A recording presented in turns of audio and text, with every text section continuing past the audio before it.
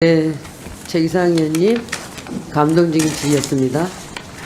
다음은 더불어민주당 이소영 의원님, 배당 분리 과세 때문에 이리 오셨죠? 아니요, 뭐 꼭 그렇진 않고 국가 경제 전반에 대해서 좀 배우고 싶어서. 의원님께서 아까 질의하실 때 제가 이렇게 옆에서 이렇게 살짝 보니까 막 되는 것 같은데 한번 질의해 주시기 바랍니다. 네, 뭐 예상하신 질의는 오늘 하지 않을 거고요. 그래요? 첫 회의니까요. 제가 기대했는데. 그동안 국토위 활동을 하면서 이제 부동산 문제에 대해서 나름 관심을 가지고 고민들도 같이 해왔는데 오늘 기재위 와서 첫 회의니만큼 평소에 가지고 있었던 질문을 좀 몇 가지 드려보고 싶습니다. 먼저 한은 총재님께 질문 좀 드리고 싶은데요. 이게 뭐 답이 있는 질문은 아니고 답답하실 거 알면서 이제 질문 드리는 건데, 이제 저도 부동산 공급 대책이나 뭐 전세 사기 대책, 미분양 대책, 뭐 각종 갖가지 이제 대책들을 쭉 지켜봐 왔는데, 작년부터 부동산 시장이 심상치 않았던 거는 사실이고, 하는 업무 보고 자료에도 자세히 지적이 되어 있더라고요. 그래서 서울 지역 중심으로 지금 주택 가격 과열 양상이 작년부터 이제 감지돼 왔고, 다행히 6.27 대책 발표되면서 급한 불은 껐다는 평가들이 있는데 그것 또한 2달 정도 지나니까 좀 약발이 조금씩 약해지고 있는 것 같습니다. 그래서 최근에 보니까 8월 11일 조사 KB 자료 기준으로 보면은 이제 주간 상승률 높은 구가 이제 벌써 0.46%까지 올라왔고, 전년 말 대비 상승률도 높은 곳이 14%, 13% 이렇더라고요. 그래서 이제 조금 위태로운 상황인 것 같은데, 총재님 한국은행 수장이시기도 하고 또 금리 결정하는 금통위 위원장이셔서 아마 이제 고민이 많으실 거라고 생각이 되는데, 지금 좀 시급하게 필요한 정책이 뭐라고 생각하십니까? 제가 이소영 의원님 좋은 질문해 주셨는데, 제가 금통위가 다음 주에 있어서 네. 제가 어떤 발언을 하면 시장에 미치는 영향에 있어서 자세히 말씀 못 드리겠습니다. 이해합니다. 예, 네. 저는 지금 말씀하신 수요와 공급 외에 서울로 집중되는 그 유입을 네. 막는 정책도 같이 일어나야 된다고 생각합니다. 네, 구조적으로는 그렇죠. 지난달이죠. 7월 10일 날 이제 금통위 결정문을 보니까 향후 통화 정책은 이제 성장 하방 리스크 완화를 위해서 금리 인하 기조를 이어나가는데 여러 정책 상황 변화와 물가 흐름이나 이런 것들을 이제 점검하면서 하겠다 이렇게 적혀 있더라고요.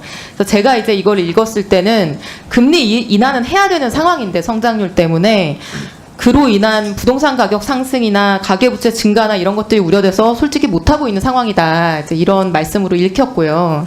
답변을 안 주셔도 되고. 시기를 조정하고 있습니다. 네, 그래서 이제 지금 금리를 내리자니까 주택 가격이 걱정이고 또 금리를 동결하자니 성장률이 걱정이 이제 그런 딜레마 상황이시라고 보이고요. 어쨌든 이제 금리 결정하는 데 있어서 주택 가격이 좀 큰 영향을 미칠 수밖에 없는 건데 여기에 대해서 좀 의견을 말씀해 달라고 하면 말씀이 어려우시겠죠? 아니, 원칙적으로 말씀드릴 수 있습니다.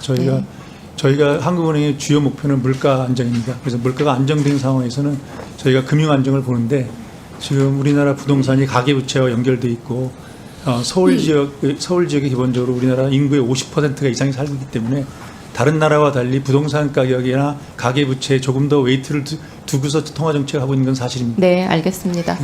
기재부 총리께도 질문을 좀 드리겠는데요. 네. 6.27 대책 이제 약발 점점 떨어지고 있다. 아까 이제 수긍하시는 표정을 봤는데 네. 후속 대책 나와야 되는 거 아니냐, 언제 나오냐 이런 이제 시장의 의견이 많다는 거 아실 겁니다. 네. 6.27 이후에 후속 대책 준비되고 있습니까? 예, 지금 준비하고 네, 있습니다. 언제쯤 발표되나요? 지금 저희들이 다양하게 이렇게 좀 대책을 마련해야 될 것 같아서요. 지금 뭐 여러 아이디어도 구하고 또 이렇게 전문가 간담회 정도 하고 이렇게 해서 지금 관계부처가 지금 준비 중에 있다는 말씀. 빨리 발표되는 게 좋을 것 같습니다. 최근에 네. 지표들을 보면요. 네네.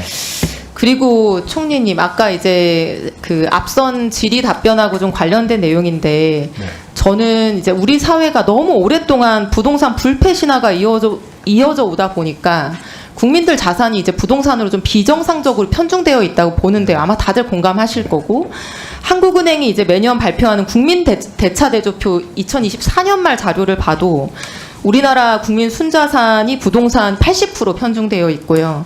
가계, 물론 이제 여기 비영리 단체도 포함되는 지표긴 한데 이걸로 좁혀봐도 74.6%가 부동산, 개인 기준 뭐 다른 통계들도 다 마찬가지로 70, 80%가 다 부동산에 이제 쏠려 있는데 이게 사실 정상적인 거는 아니지 않습니까? 그러니까 선진국은 보통 이제 대략 절반 정도 이렇게 생각을 하는 거고요. 그래서 이렇게 편중되어 있으니까 부동산 가격이 끝간데 없이 이제 점점 올라가고 국민 대부분은 부동산 대출의 노예가 돼서 평생을 살아가고 이런 국민 자산의 부동산 편중 이거를 일부라도 바로잡아 보자고 자본시장을 활성화하고 그 의지의 표명으로서 코스피 5천이라는 표어를 지금 얘기하고 있는 거 아닙니까? 네네. 그러니까 이게 5천이냐 6천이냐 이런 숫자는 저는 안 중요하다고 생각합니다. 별로 얘기할 필요도 없다고 생각하는데요. 숫자가 중요한 게 아니라 그리고 이 정책이 단순히 주식 투자하는 사람들 돈 많이 벌게 해주자 이런 것이 아니고 이런 비정상적인 우리 대한민국의 부동산 자산 쏠림 현상을 바로잡기 위해서 부동산 말고도 돈을 벌 수 있는 방법을 만들어주고 돈을 흘려보내기 위함이다. 그런 경제 개혁의 목적을 가지고 있는 정책이다라는 거를 장관님, 부총리님께서 별로 인지하지 못하고 계신 것 같아요. 아니 인지하고 있습니다. 네. 그럼 자신 있게 그렇게 말씀을 네. 하시면 좋겠습니다. 네. 코스피 5천이 정책으로 만들 수 있는 거냐? 주가 지수는 그냥 경제의 결과물이냐? 저는 정책으로 어느 정도 만들 수 있다고 생각합니다. 왜냐하면 주변 나라인 일본을 봐도 그렇다고 생각합니다. 부총리님 지금 저희 코스피 뭐 3,200 정도라고 하는데 소위 PBR이라고 하죠. 주가 순자산 비율이 우리나라 얼마인지 아십니까? 10 정도 안 되네. 1.0입니다. 대만이 얼마? 2.4. 일본이 1.6. 브라질, 태국도 1.6, 1.7. 신흥국 평균이 1.8입니다. 근데 우리나라는 기업들이 가지고 있는 자산보다도 주가가 너무나 못 미쳐서 1.0밖에 안 됩니다. 근데 이거를 뭐 옆나라 일본인 1.6만큼만 높여도 코스피 지수가 얼마가 되는지 아세요? 5,100입니다. 근데 왜 안 됐느냐? 우리나라 기업들이 배당을 더럽게 안 하거든요. 여러 요인도 있지만 가장 불리한 선택지라서 배당을 할 이유가 없습니다. 그리고 더러운 짓을 해서 다 기업의 성과를 빼먹고 주주들한테 주지 않거든요. 누가 투자를 하겠습니까? 그래서 국민들까지 국장 탈출했던 거 아닙니까? 이제 이런 것들만 바로잡아도 자본시장이 성장할 수 있기 때문에 그런 것들을 바로잡는 정책을 하자고 하는 것이고요. 1분 더 주세요. 네. 네. 그런데 지금 정부의 그 정책으로 너무나 저평가되어 있는 눌려있는 코스피가 앞으로 정상화될 수 있을 것이다라고 하는 국민들의 기대가 굉장히 큰데 7월 이후에 정부의 정책적 노력이 실종됐습니다. 기재부 업무보고 자료에도 소위 말하는 코스피 5천이라는 표어로 대변되는 과감한 자본시장 활성화 노력 이런 것들이 거의 드러나 있지 않아요. 제가 정부의 세제 개편안, 특히 배당소득세 개편이 죄송한 말씀이지만 얼마나 엉터리로 만들어져 있는 정책인지는 앞으로 제가 기재위 왔으니까 차차 말씀드리겠는데요. 우리 새로운 정부가 자본시장 활성화를 추진하는 것은 저속한 가벼운 부자 되세요 구호를 남발하는 것이 아니라 우리 국민들이 부동산의 노예가 되지 않고 균형 잡힌 경제 생활을 할 수 있도록 하는 굉장히 중요한 정책이라는 점을 부총리께서 명심하고 강조해 주셨으면 합니다. 예, 의원님 말씀에 저도 전적으로 공감하고 있고요. 지금 한국 경제가 사실은 이제 부동산에 너무 과도하게 이렇게 익스포즈되어 있는 부분은 사실은 한국 경제 리스크입니다. 그래서 그런 부분에 그 비중을 줄이고 자본시장 가야 된다는 게 동감을 하고 있고요. 그러면 어떻게 우리가 이 자본시장을 5천이 되든 만이든 갈 것이냐, 뭐 그게 여러 가지 복합적인 요인이 있을 겁니다. 그래서 저는 가장 중요한 게 결국은 자본시장의 플레이어인 이 기업들이 경쟁력을 가져야 된다. 기업들이 경쟁력을 가지 않고는 아무리 무슨 정권 거세를 낮춰주고 뭐를 하더라도 이게 잘못하면은 오히려 주식시장에 뛰어들게 해서 국민들한테 오히려 자본시장에 뛰어들으라 해놔놓고 부동산에 놔뒀으면 괜찮을 걸 더 망치해서는 안 된다는 그런 또 책임감도 가지고 있습니다. 그래서 이 자본시장을 뭐 5천이 되든 우리 일본 본회에서는 가장 기본적으로는 기업들을 기업들이 경쟁력을 가져서 기업들이 수익을 창출해가지고 진짜 누구나 이게 투자하면은 내버려 두면은 진짜 뭐 엄청나게 주식이 올라가고 돈을 번다는 차원이 아니고 그럼 자동적으로 이게 넘어갈 수 있다는 여기에다 가장 중점을 두겠다는 말씀을 드리고요.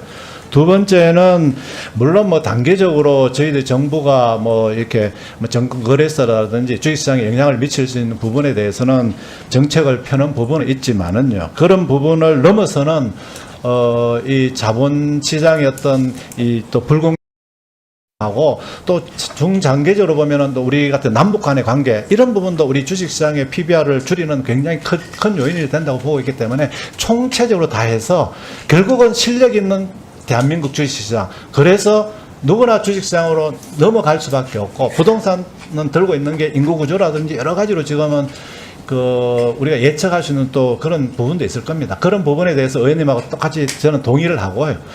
이런 자본, 설명을 길게 해주셨는데요. 네. 자본시장에 대해서 더 관심을 가지셔야 네, 될 것 네. 같습니다. 네. 남북 관계가 디스카운트의 요인이었던 거는 옛날 얘기고요. 네.